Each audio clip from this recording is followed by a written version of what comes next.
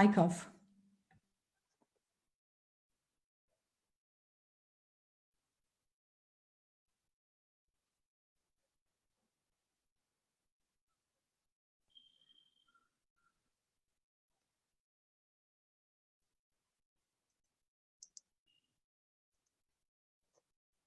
Are we live? Yes. Hello, everyone, and welcome to The Secret of Success. Second.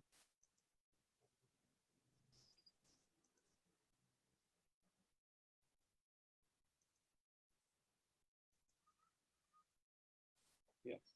Hello, everyone, and welcome to The Secret of Success with Dr. Julie Gerland, hosted by the EBC teens. We are very privileged to have Dr. Julie with us. Dr. Julie is a mystic, thought leader, pioneer, teacher, international lecturer, and an advocate in the field of early parenting from preconception, pregnancy, birth, and infancy. After meeting Omram Mikhail Ivanhoe when she was 22 years old, Dr. Julie dedicated her life to creating a thriving human family and planet through parental and infant empowerment. Dr. Julie loves, for Dr. Julie, love is the essence of all that exists. 34 years of a deep alchemical marriage has left no stone uncovered in their understanding and healing emotional wounds, changing early programming and the mysteries of polarity. Dr. Julie and her husband Francois advocated at the United Nations for over a decade until the 2018 UN groundbreaking document, Nurturing Care, a framework for early childhood development, validated that the foundation for lifelong health and well being is laid from pregnancy to infancy. This is now adopted by the G20 and most nations. Dr. Julie is the co-founder / CEO of Birthing the New Humanity and BirthTheChange. She has received several awards, including an honorary doctorate in holistic medicines. Dr. Julie is currently the UN representative for the Nobel Institution for Environmental Peace and empowers youth. She has appeared in the media, TEDx, and co-authored 3 award-winning celebrity anthologies. For Dr. Julie and Francois, they live in France, where they also teach in Providence, their holistic living retreat. It is indeed a privilege to have you with us. Thank you so much for taking the time. We have 5 teens with us today who all serve on the Early Birds Teens Club board. We would like to introduce ourselves. Hello, my name is Aryan Shivapa. I am the global president of the Early Birds Club Teens.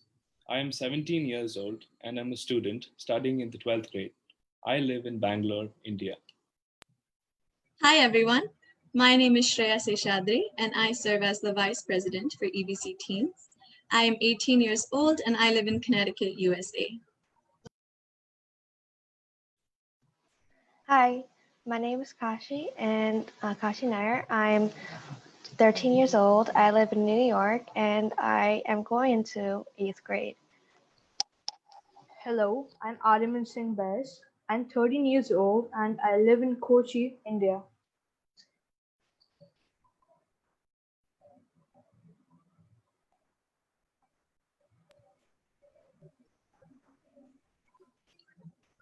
Hello.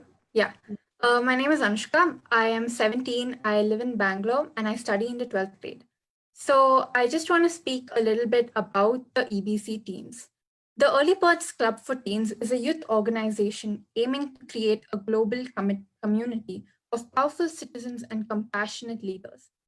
Composed of young adults between 13 and 23, this platform drives the youth to consciously work towards creating a one world family. This club is an expression of our social commitment. We want to create a world that is better, cleaner, and more sensitive for ourselves to experience as well for the next generations to take forward. Our founder Mohanji is a world-renowned humanitarian who was dedicated towards serving the world. He is driven by the conviction that we all should leave leave the earth a better place after having lived on it.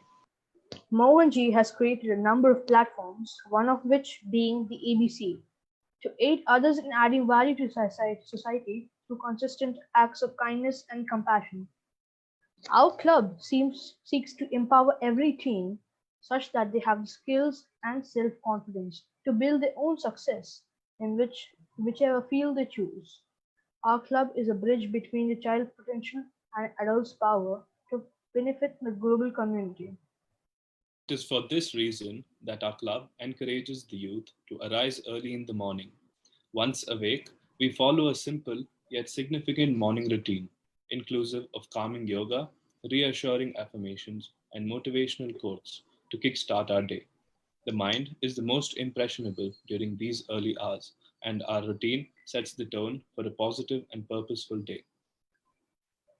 In fact, all of our members interact in a global group on the Telegram app, which represents multiple nations, including India, USA, UK, North Macedonia, South Africa, Ethiopia, and many more. Rather than a barrage of texts, you'll find here a congregation of zealous individuals engaging in group discussions and brainstorming ways to make a positive difference in their community. From video creation to Zentangle art, from UN delegates to business professionals, the EBC teams also host countless speakers from around the world who conduct interactive sessions about every topic imaginable. In this way, we provide a platform for our members to not only learn new skills, but share their passions and talents with the community, eager to form meaningful relationships beyond boundaries. As one club encompasses multiple time zones, all programs conducted by EBC teams are streamed live and give everyone an equal opportunity to share and learn. EBC delivers people of the world to the world. That is the main thing. When you have time for yourself, you have time for the world too. So when you do not have time for yourself, when you're sleeping and just scrambling with life, you have no time for the world. So through EBC, we are trying to create people who have time for the world to do positive actions and positive things. As EBC teens, we're trying to create a generation which has time for themselves and has the time for the world, a sensitive generation, sensitive to themselves and sensitive to the world. For that, we must become the best version of ourselves. On that note, we would like to ask Dr. Gerland our first question. How can we transform our stress and fears into love, healing, and well-being? Well, thank you so much for inviting me to be here. I feel so privileged after hearing you speak and say a little bit about yourselves and about the objectives of this club. I really feel as if I've landed in the right place. So congratulations all for this incredible initiative, and pranams to Mohanji for this wonderful work. So stress. My question to you, first of all, is, do you know what it feels like to be stressed?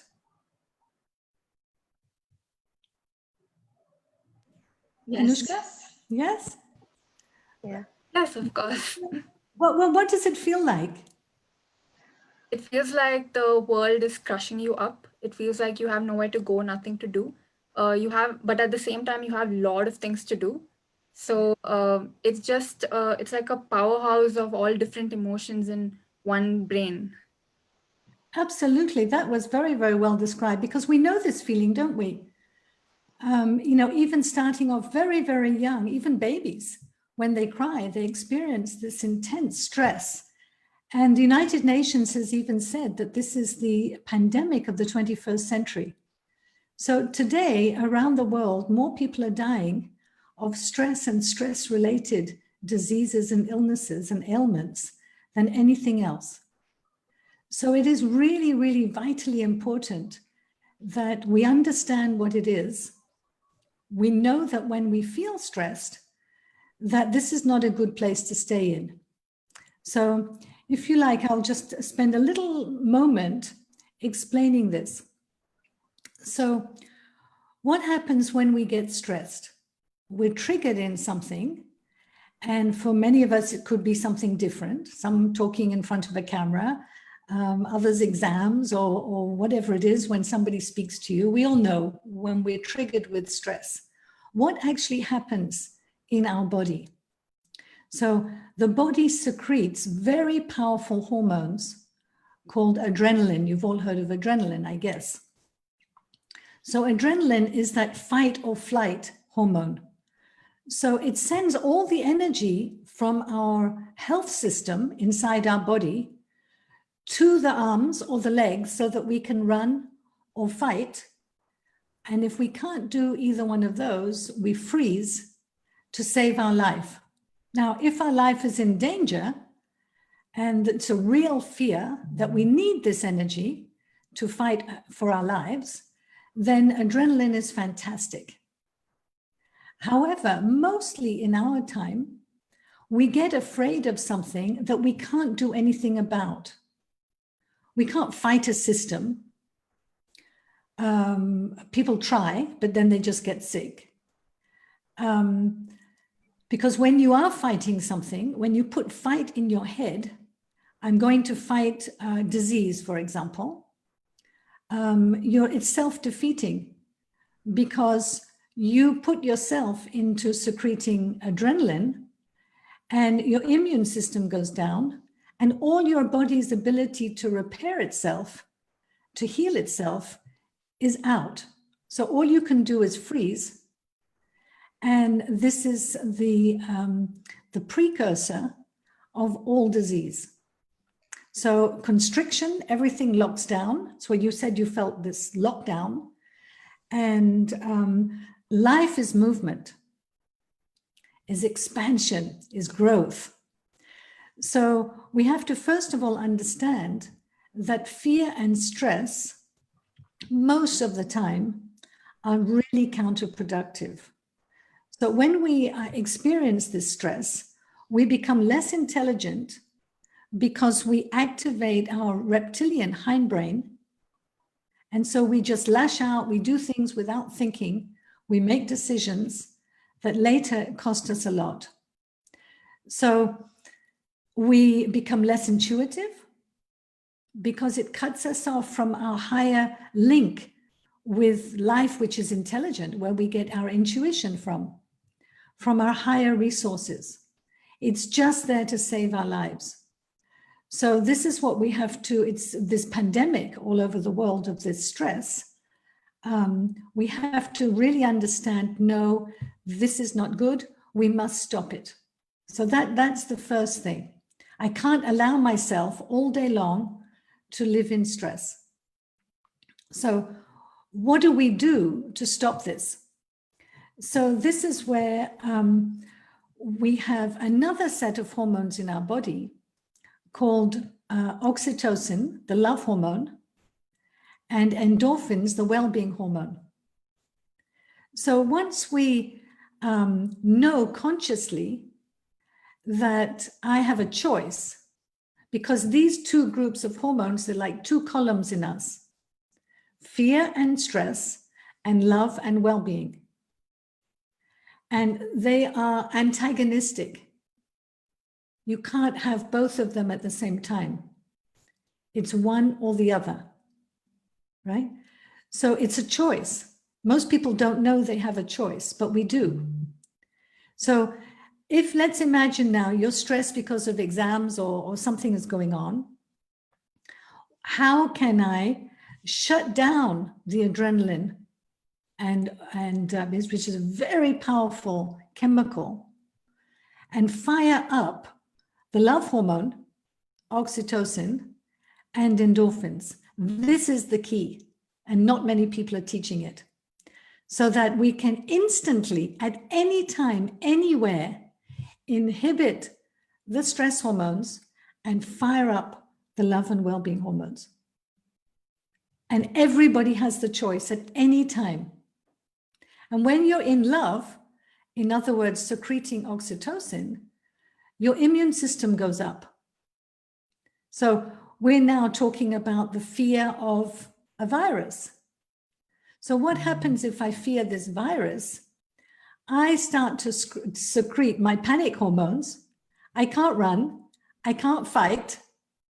So I freeze, and the lockdown is that I freeze. And guess what? My immune system is going right down. So this exposes me to,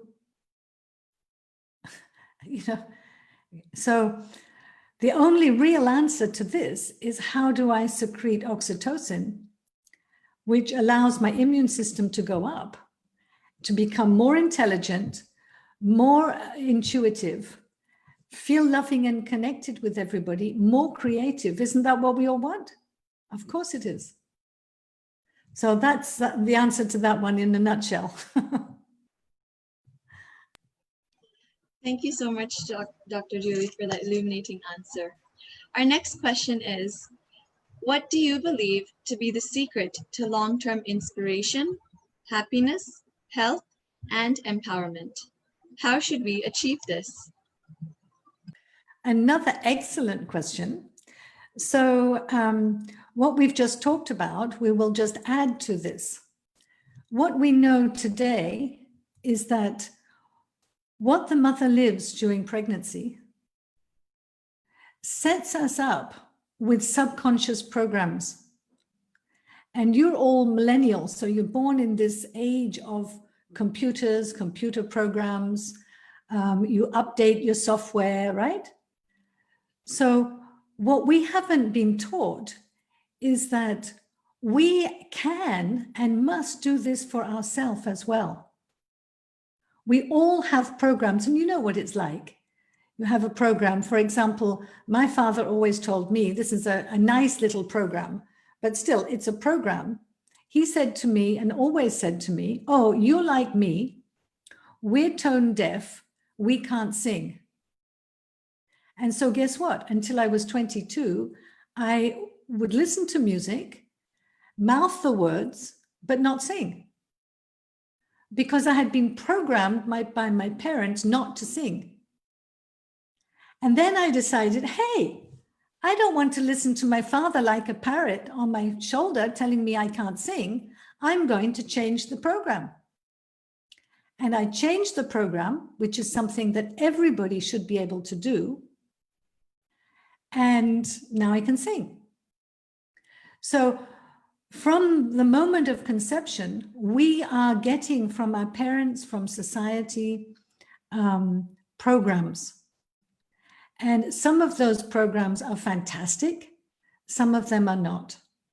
So if everybody had the opportunity to choose for themselves, oh, I have this program, I think I'll update it. Instead of being told I can't sing, maybe I'll become an opera singer because I can change the program. I've been told I'll never succeed. Well, maybe I'll put in a new program that says I will succeed. So because these are literally programs, we can all learn to reprogram. And then, of course, parents can consciously give their child the programs that will allow the child all along their life to blossom. How cool is that? We know it's not by chance. None of this is by chance. So we have to become conscious. We have to have the know-how, and then we have to do it. And so, so basically that is the secret. And then the secret of what I've just said to you about the hormones, once you have a default setting, you all know what a default setting is, don't you, in a computer? So it's just something that will keep going back to that setting.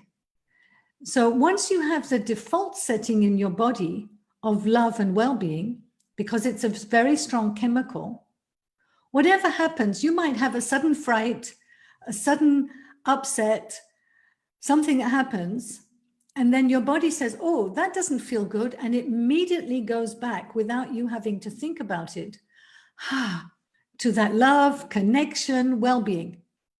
Then you're free. Then you have long-term inspiration, love, connection, intelligence, and you can thrive. Thank you so much, Dr. Gerland, for such a good answer. Now we are going to go on to our next question. How does early child education impact the UN, our global family, and beyond? How should the adults help shape the youth into becoming more mindful and considerate towards the environment and society? Another excellent question. So basically, the most important thing here is to know that we are all connected in what is known as the quantum field. So when we understand this, we realize that we're actually very powerful. And so we are able to, as we're all connected, to talk to anybody we wish to, have an impact at any time, if we know how to use it, because we're all connected.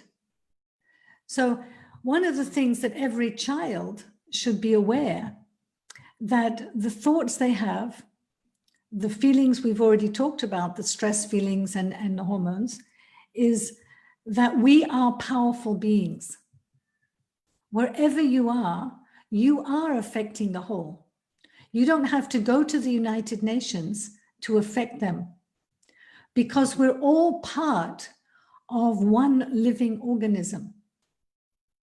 And so when everybody wakes up to their power, they will be able to speak directly.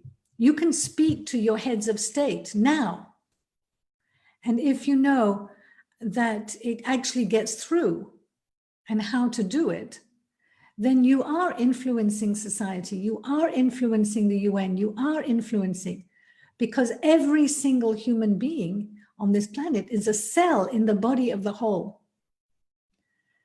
So everybody is powerful. And I think this is the time now where we have to, it's the same thing like Zoom. Before we would have to go physically to somewhere in order to have a conversation. And now, no, we can be many, many people, 2,000 people or 10,000 people on Zoom and all talk together. So if you take away Zoom and you all knew that you can talk to anybody on this planet, even without a mobile, without a device, because we're connected, and hear the answer, and influenced by love or by fear. So by your choices every day, you're making a choice. Am I adding fear to the world? Or is that my message to the world? Or is my message love and peace? And so most people think, well, it's already, I can choose it for myself, kind of. But we're not really aware that by making this conscious, powerful choice and broadcasting it, that we are actually affecting the whole.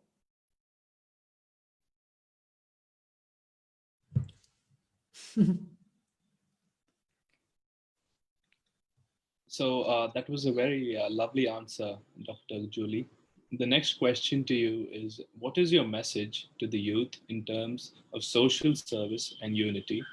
How do you see unity and awareness to be a vital tool for mankind? Well, I think I've just touched on it just now, is that this understanding of unity, we can understand it intellectually and say, yes, we're all one. Okay, so what does that really mean? Well, I'm here on my own, doing my own life. How are we one? So once we understand and start to live in this quantum field, and what if we were to teach children this from the beginning, that they can affect society even by being in their bedroom. We know through meditation that this is affecting society through the waves that we send out, by singing certain songs, that's powerful vibration that goes out. All this is in the Vedas, you know, for millennium, but now science is validating this. So the other thing is that youth are going to be the future parents. So normally with parenting, up until, well, nobody gets parenting lessons. And people will say, well, there's no parenting handbook. Well, actually there is. There is. It's not that complicated. If we bring it down to certain principles, it's very simple. So all the youth, they can start preparing. What do they need to know to impact society? Is I'm going to be a future parent. I'm going to be responsible for bringing a new human being onto this planet. What do I need to know to make sure that this child that I'm going to have is a being of light, is someone who's radiating love, who already has a default setting of love and happiness and well-being and health, and learn how to do it. And then once they become the model, then they pass this on to their children. And the child then, as the United Nations has now fully accepted and put high on the agenda, that what the mother lives from conception to birth is laying the foundation for lifelong health. And it's all, that means all of us, whatever age we're at, if I'm blossoming today, it's because of something my mother did when I was in her womb. Right? Unless the only variable in that is if I have received a program and I change the program, then I become in my own power. But we want to give fantastic programs to the next generation. What if, when we all know to some extent that we've been told, oh, you can't do it, or you're not good enough, or you have to fight to be the best, or life is a struggle, or we can never have that, all these things. What if the young people were to learn how to tell their children, you are a radiant, loving being. You're like the sun. It's easy for you to shine. You will have all the intuition. You will be able to change subconscious programming just as we update a computer. And basically, you're a powerful cosmic being. So all the things that we would like to have been told by our parents, and sometimes we didn't get that, what would we tell our future, the future generations? And then we can see that the new generations coming into the planet will not be sick. They will not be lonely. They will not be disconnected. They will not be dysfunctional. They will not be handicapped. But on the contrary, they will be radiant beings of love in their superpowers, you know, able to completely blossom, to heal themselves, to, you know, enlighten, to bring love everywhere they go. So this is possible to change right now. It's not difficult. It's just that nobody's taught us how to do it. So this is what we actually teach now. And youth are the best because they still have this hope that we can live an incredible life. And we can. And nothing should stop us. So youth have an incredible power. And what I say about the United Nations Sustainable Development Goals, which are wonderful, but they're not actually sustainable if we have human beings who are still egotistical and greedy and pulling everything to themselves. Because we might achieve a goal and then the next lot of people come along and they say, oh, I don't want that, and destroy it. But if the human beings have changed, then it becomes sustainable. And sustainable because each one of us knows, why should I be happy? How can I be happy? And I have the protocol. I know how to do it. Just like you learn how to use a computer, you would learn how to use yourself. Oh, I have a program I don't want. Oh, I'll change it. What will I put in? Oh, I can do that. Wow, this is fantastic. I like this. I'm a winner. Right now. I don't even have to do my studies. You know, I'm a cosmic being. I have power. I have light. I have love to give. Nothing can stop me. Why should it stop you? And it feels good. So this is the default setting that everybody can have. And I think that really is the power of the young people. And to finish that is, if we imagine, use our power of our imagination, everything that I have done, I first imagined it. So I sit quietly in my room and I say, right, okay, so I would like to speak to the United Nations. So I begin to imagine, there I am in front of these people, and now I'm telling them something. What am I telling them? And until I feel it, and then what happens, it's kind of almost like magic, but in fact, it's just the laws of the universe, is I attract that. And someone suddenly will say, oh, there's a place at the United Nations, would you like to come? And I find myself there doing it. It's kind of like, wow. So everything that we end up doing starts off in our imagination. So we just have to keep imagining, and then it will absolutely come true. We don't know exactly when, but it will happen. So you have to be very careful that actually you only imagine the things that you really want. Otherwise, you could end up in trouble. But what if all the young people, let's say your club, you all start imagining the world that you want, the world you want for you, for your children, for your friends. How do you want to live? And not just feel the burden of what, you know, the people before you have left you in this mess. Okay, that's true, it's a mess. But if you, instead of moaning that it's a mess and saying, you know, you guys shouldn't have done this, this is a mess, this is terrible. But we actually say, sorry, it's a fly on my computer. But we actually say, hey, it's easy to create.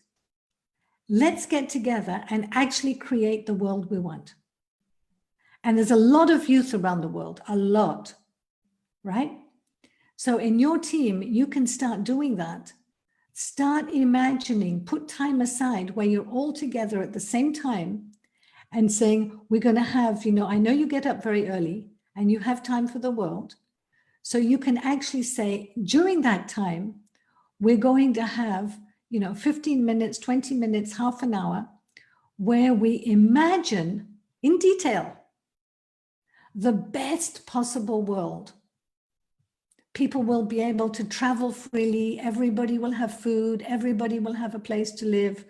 You know, everybody will be happy. All these things. And then you're actually creating it. And nobody can stop that from coming true. Nobody. So you're very, very powerful. We're all powerful. That was a wonderful answer. I feel truly inspired, and I feel like we're going to go and do this eventually, like after this meeting. So the next question I have for you is, what is your vision for the youth, especially during these trying times? How do you see the youth contribute to the 17, contribute and impact to the 17 Sustainable Development Goals, which are by 2020, when they end? 2030. 2030, yeah. Sorry. I think basically I've started already to reply to that question. The Sustainable Development Goals, as I said, are wonderful. And it's the first time in the recent history of this planet, where all the nation states have come together and said, we have an incredible amount of challenges. And instead of each country trying to solve these challenges on our own, let's come together. And so they came up with these 17 goals, which are wonderful. It's fantastic. But, you know, as I said, it all depends on the human being. And the human being itself is not in the goals. So there should be a goal that each human being becomes a being of love and light. Otherwise, it doesn't make sense. It just won't be sustainable. So that's the first thing, to be aware that the United Nations is working together for this, and that youth could bring in now a new kind of breath of fresh air, a new power that says we're powerful beings. And instead of being upset, as some young people have done, go to the United Nations and tell them all off, which they don't particularly like very much, to actually just bring your power. To say, you know, well, we're actually going to create now a world where we're not afraid. We're not afraid of a virus. We're not afraid of any of you, because we're going to live in love.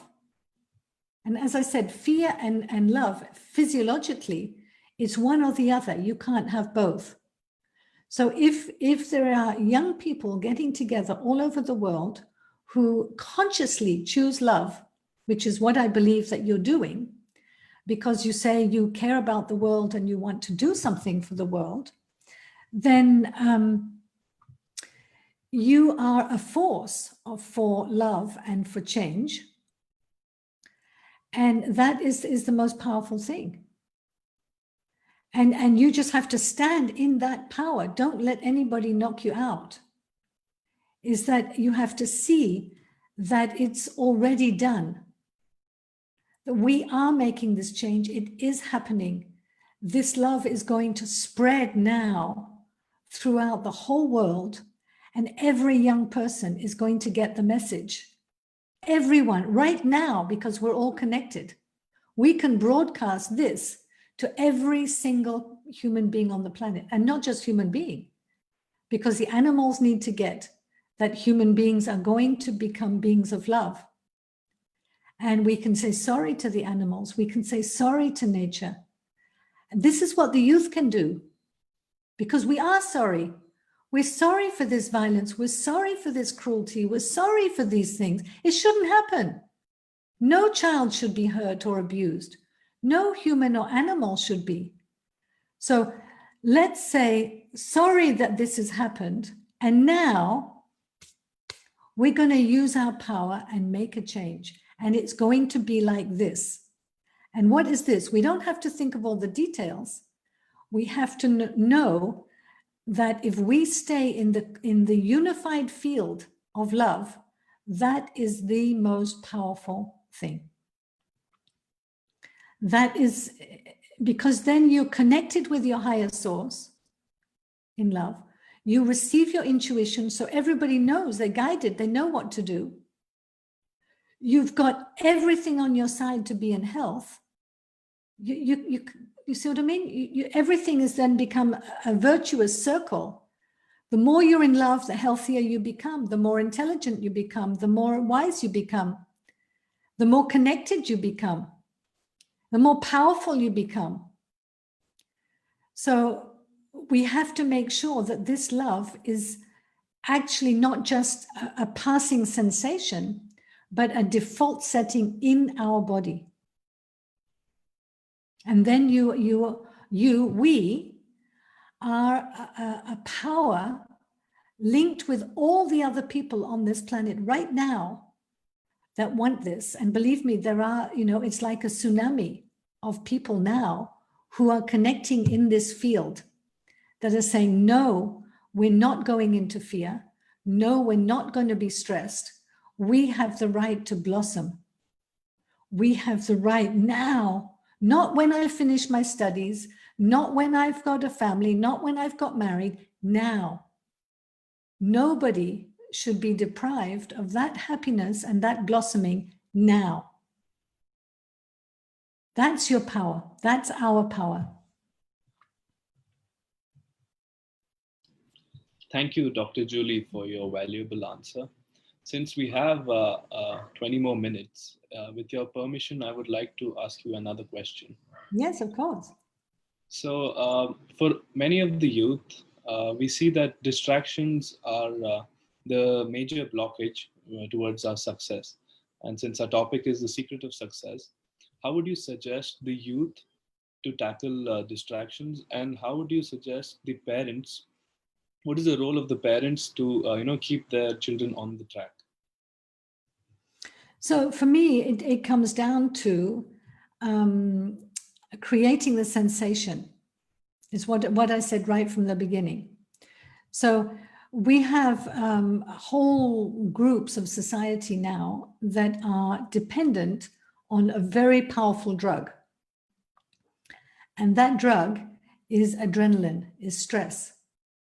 So even if we take all the stresses away, even children will start stressing for something. They'll make it up because they're actually addicted in their body to these stress hormones. So what parents can do is slowly start, if they're intelligent and wise and they want to help their children and the future of the planet, to slowly help the children to wean themselves off the dependence on this strong drug, adrenaline, or stress hormones, cortisol. So that in your body, think of a time now, if you'd like to just do a little exercise, think of a time in your body where you feel, oh, wow, this feels so good in your body. Maybe you're all together, maybe you're singing, maybe you're going for a walk. What is that feeling that you have when you feel connected and you feel, wow, this is fantastic? You got that? Everybody got a moment in their life when you feel that? Good. So take a note, say, oh, but that's how it should feel. And you always feel expansion. You feel as if you can fill up the space, right? So that's when you're secreting the love hormone. You feel connected, you feel everything's flowing. So parents can help their children by keep feeding this. Keep feeding it until that becomes a default setting. There's nothing better than that. Because the distraction is a drug. I have to go to another sensation. We all want sensation. That's clear. But these stress sensations, watching video games, whatever the other distractions might be, feel what it feels like in your body. Now, if it's a distraction from your homework and your homework, you feel stressed and you want to go to a place, but with my friends, I feel so great. Then you need to tell your parents, hey, wait a minute. It's more important for me to feel great than to do my homework. When you feel great, come back and do your homework. But not just force the children to do something when they feel stressed, because one day they will get sick if they're not already. So it's really important for all the parents to understand, what are they feeding in their child's nervous system? What drugs are they feeding? And we know that adrenaline is more potent than heroin. So you don't have to be taking drugs at school or on the streets. We already have it inside ourselves. So parents have a big role. And the distraction, look to see what the distraction actually is. If it's a distraction to go from feeling stressed to feeling great, oh, I want to go and watch a Bollywood movie. Why? Because it feels good. It feels good in my body. Then you're getting healthy. Then you're getting wise. Then you're, it feels good. But it won't, Bollywood movies won't satisfy you completely. So once you've had a little bit of it, then take that out and do something good. Amplify the good feeling. But don't stay in a negative feeling, a negative secretion of adrenaline and cortisol. If every parent knew that by stressing their children, that they were actually making the children sick, not successful. Not successful. So, and then you take, of course, the suicide rate in children, in pregnant mothers is so high. What is driving them? Is exactly what Anushka said, is when you feel stressed, you feel crushed down, not able to move, and you can't connect with other people, you've got no hope. It all comes to that.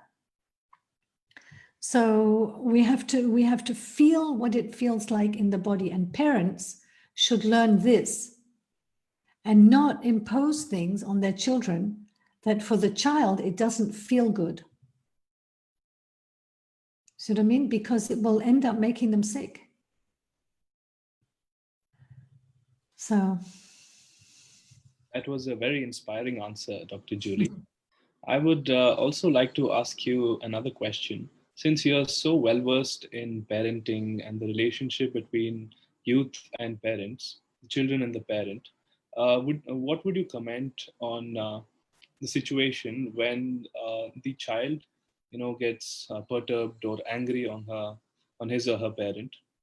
How to handle such situations, because the understanding and the understanding factor, privacy factor, all of these counts. So when how do we handle, like, when we get angry on our parents, which is the most ideal relationship between a child and a parent? So for me, it comes back really to the same thing, is that first of all, the child, a young child, will react to what the parent's stress level is. So it's the parent who needs to go into that unified field of love.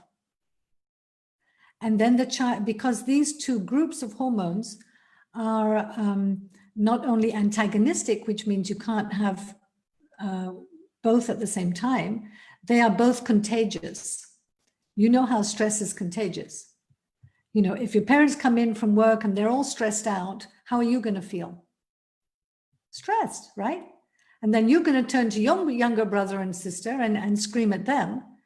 And then they're going to be stressed and they're going to kick the cat because they can't kick the older brother because he might beat up on them. So, it keeps going down. What does the cat do? Well, he scratches the neighbor, or I don't know what. But anyway, stress is contagious, but so is love.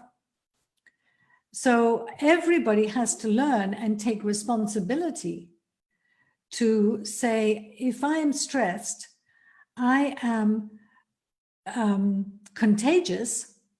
So again, this is the biggest pandemic in the world, right? Is stress, because it's contagious. So the only thing is that it's not out there just going to get anybody. That doesn't exist. It's in here, and I can change it right now. So I have all the power.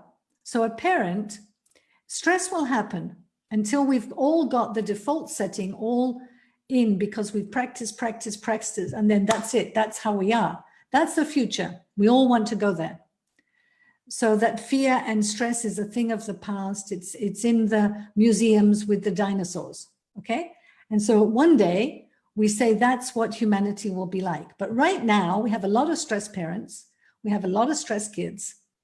And we want our job is to create a fantastic, thriving humanity for everybody. So if the parents say, well, hey, wait a minute, every time I get stressed out, for whatever reason, I'm stressing my kids. And I know this is bad for them. So I take the responsibility, and I'm going to change that inside myself now. So it could take 3 minutes, 2 minutes, 1 minute to change that. And when you get used to it, a few seconds. So that's it. Now I've changed it. And now I watch my child change. We can see this. We see this with our friends. We see this all the time. You can all, verify this. If suddenly in my body, I've changed my stress to love, what happens when you're sitting there or you're standing there and you're all loving and nice and kind? Well, everybody comes around. And so the parents would do the same thing. So the child, instead of getting stressed out, clicking the door, running to my room, I hate you, I hate you, I hate you. The parents change their stress. Now they're in love.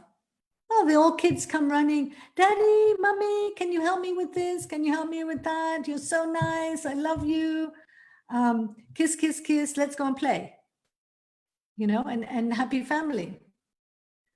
So we get out of this vicious circle of, you know, the parent feeling a victim.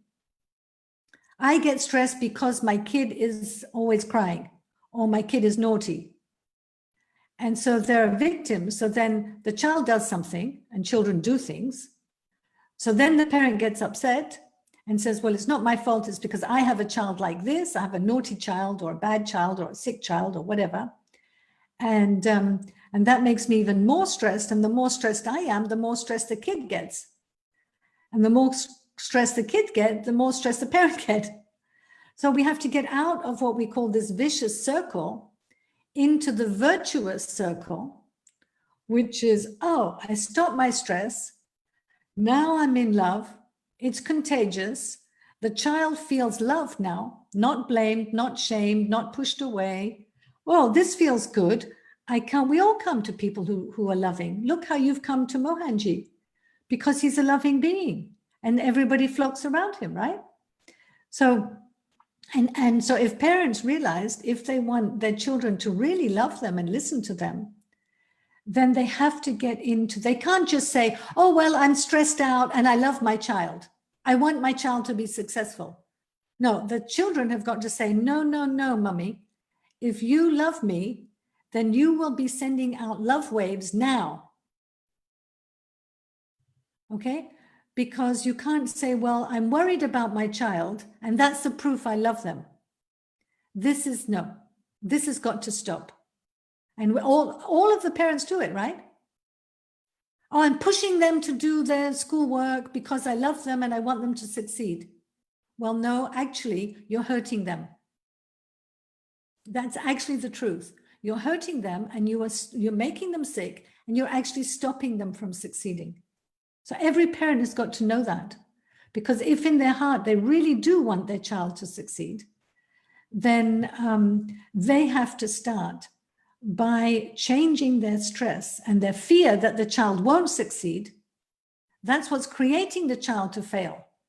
And then they tap on the head of the child, look, you didn't get good marks and this is terrible, and you know, and the kid can't, because it's being crushed down by this stress and this worry, and it's too much. Young people can't take it. Nobody can take it. We don't want it. So children have got to rebel against this, but not by being aggressive, by doing exactly what you're all doing, which is getting up early and saying, I'm going to be connecting with people all around the world who want a better world. We're going to create it. So how do you feel inside? You're actually creating oxytocin, secreting oxytocin when you do that. And so now I'm going to teach my parents that when they are stressed, I'm going to say to them, stop. I don't want your stress. I'm going to stay in my loving environment. Come and talk to me when you've stopped your stress. You know, and children know that they feel loved when love is actually physically present. It's not an intellectual concept. Well, I'm pushing my child because I love them. No. Oh, I'm abusing my child because I love them. No. Well, this has got to be really, really, really clear, because it's prevalent everywhere. And it's not love. It's not caring. It's not getting the success for the child. The success for any child is that my child is happy now, not when. Because we're robbing children of their childhood. We're always running after, oh, I'll be happy when I've succeeded this exam. I'll be happy when I have this. I'll be happy when I have that. It's never enough. So it's only now. It's if I love my child now as a parent, I want to do everything so that that child, I can see that child with a smile on their face, with loving and happy. Then you're working for that child. And then they'll become more intelligent. Then they'll pass their exams or not. Maybe they will do something else. Exams are not the only way to succeed in life. You know, I didn't succeed in any exams. I didn't want exams. I didn't like exams. I didn't like school. I said, no, this is not for me. You know, and people cross the world to come to our place to learn how to be happy. Schools don't teach you how to be happy. And often parents don't teach you to be happy. So what do we want is we want happy people. Happy, loving, radiant, beautiful people now. And I really see from Mohanji, with what I've experienced, the little I've experienced with this club, is that's what you're doing. Is you're saying, hey, we can get together and help each other and be happy now. And that is fantastic. It really, really is very powerful, very, very powerful. Don't underestimate the power of that. So I can see it on your faces as when you feel that opening, you get it? That's the feeling you want. You can't cheat. It's in your body. Your face lights up. You go, wow, I feel good. You want to live every single minute of your life like that. It's the only way. And imagine if everybody, wherever they are, had this feeling of, wow, I feel loved. I feel I can love. I feel connected. I feel powerful. You know, I feel that I can say if somebody wants to abuse me, no, I'm not taking this. I won't take your abuse. I won't take your violence. I won't take those harsh words. I'm not having it. And young people have to do that. Don't for anything accept people's abuse. It's not acceptable. So you stand up for your own happiness. And if somebody does something and you feel hurt, then say to yourself, I have the right now to be happy. And this person who's wanted to abuse me, whether it's a parent or somebody else, no, stop. They're the ones who can suffer in their own poo if they want, but I'm not going to take this, right? Because you are important. Every single one of you are important. And nobody, we want to stop the suffering in the world, right? Then we have to start with ourselves. Nobody has the right to make me suffer. Nobody, at any moment, for any reason. Right? And then you are standing up and making sure that suffering is a thing of the past for the planet. You can't say, I'm working to help the world, to stop suffering in the world, if you allow one person to abuse you, whether it's a colleague, a school friend, a parent, a sister, or a brother. That's where you have to start. And make sure that you keep in your integrity. No, I have the right to be happy right now. And that's where you have to be a rebel. You know, you have to say, no, this society doesn't teach this. And honestly, I don't care. I don't care. Because it's not working. It's true. What we've been taught doesn't work. It's not working for the world. It hasn't worked. It won't work. We have to find a new way. And the only way is I get to be happy now. And that's all of us, everybody, every single human being can get the message that they, wherever they are, they have the right to be happy right now. And then we'll be successful in whatever we do. We are already successful because most people are doing all these things so that they become happy. Well, if I get to have that right now, then I'm successful right now. And I know I will be every minute of my life.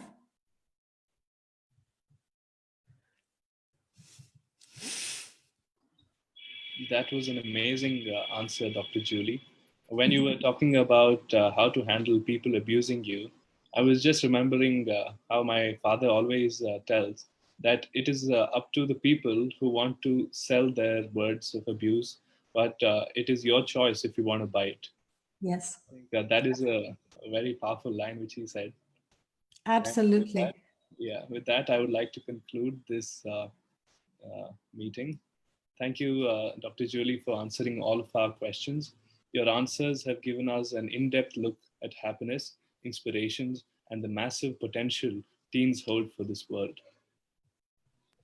And I'd be very happy to give you some more lessons and coaching of how you can do this in a practical way anytime you wish. We would absolutely love that. We are indeed very grateful to you for sharing with us the secret of success. I would also like to thank the audience for lending us their time to further understand how they too can achieve anything they aspire to. At the EBC Teens, we understand that every professional starts at an amateur. We understand that every master starts as a beginner. Ordinary people accomplish extraordinary feats once they nourish the right habits. Dare to be different, that is your signature in this world. Together, as the youth, we will reinvigorate ourselves and the lives of those around us. Together, we will become the new age leaders that this world needs. Join us and be a part of this larger than life. Join us and be a part of this larger than life mission. To register, simply visit the following website: www.earlybirdsclub.org. For more information, please contact us at teens@earlybirds.org.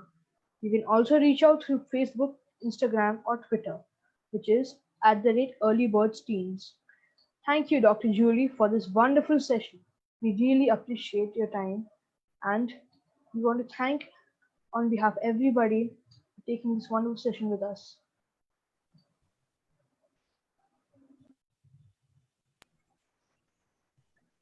And thank you so much for inviting me. Oh, God.